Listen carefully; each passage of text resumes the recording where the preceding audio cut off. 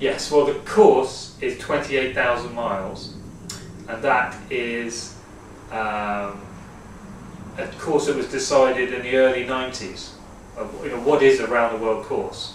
And a group of people got together and said, well that is the perfect course, and it's quite close to the Vendée Globe course. In fact, it's just a little bit longer. And I sort of look at it in 6 parts. There's first part to the equator, second down to the longitude of Cape Town, probably about 500 miles south of Cape Town. Then there's the Indian Ocean leg to New Zealand, then New Zealand to Cape Horn, the Pacific Ocean. Then leg 5 is back in the South Atlantic Ocean from Cape Horn back to the equator, and leg 6, equator to the finish. And it starts and finishes from Brest, is that right? Yes, just outside Brest there's an island called Ouessant in French, or Ushant, and it's quite a stormy island, lots of tides, and we start off a lighthouse just there. Between that lighthouse and actually Lizard Point, but it's much quicker, a much shorter distance to start at the lighthouse. And the course, I mean, there's obviously going to be a massive varied amount of conditions you're going to experience on the way. What sort of conditions are you looking for on Banque Populaire? Well, to start, forecasts go to about 14 days maximum, and they're only really very accurate for, say, 5 days. So we can only look that far ahead, but that could take us past Cape Town. 14 days could take us past Cape Town. So we're looking really at the weather across the Bay of Biscay, then down the Portuguese coast to the Canaries, and then hit the trade winds, which will take us to the equator. Then we're looking particularly the weather of Rio, which can be often the trickiest of the race, and the St. Helena High, which is a very variable high in the South Atlantic, and you can save days if the high is in a good position to a bad position there. So even though the forecast is not very accurate there, we're looking at that for departure. However, if it's looking really good to the equator, because that we can pretty much guarantee, we might go and then hope that the weather improves by the time we get to the South Atlantic. And, a lot of people think of the doldrums as a really difficult, tricky part to cross. How important is that in the record attempt? I think it's quite changeable, the doldrums. I suppose I've been across it maybe 10 times, and 8 times it's been fine, and a couple of times it's been really slow.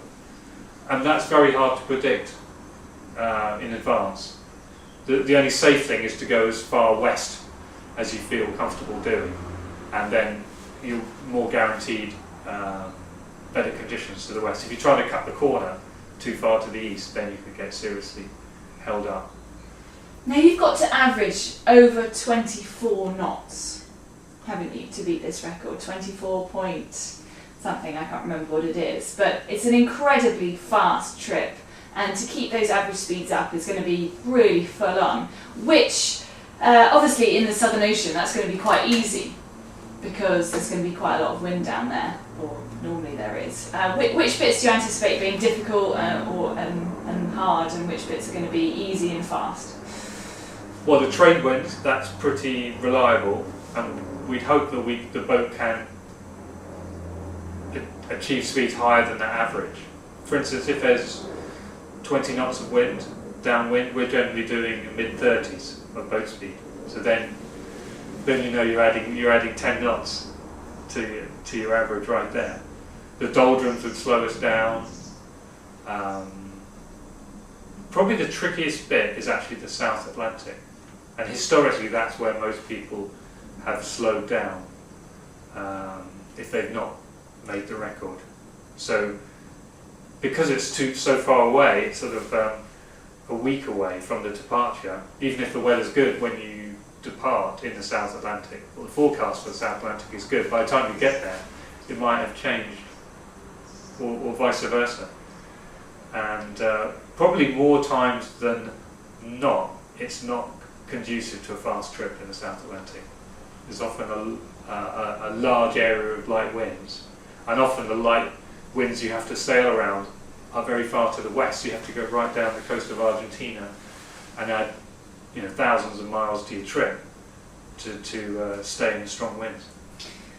And what about waves and things like that? You've obviously got an awful lot of Southern Ocean experience and multi-hull experience. How much do the waves slow you down in the Southern Ocean? How much does that really rough weather impact your speeds?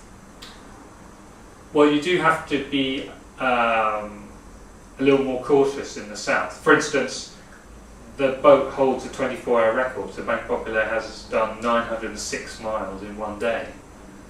But I can't envisage us beating that in the Southern Ocean, even though most people think, well, that would be the perfect place to break a record. The fact that it's too rough down there.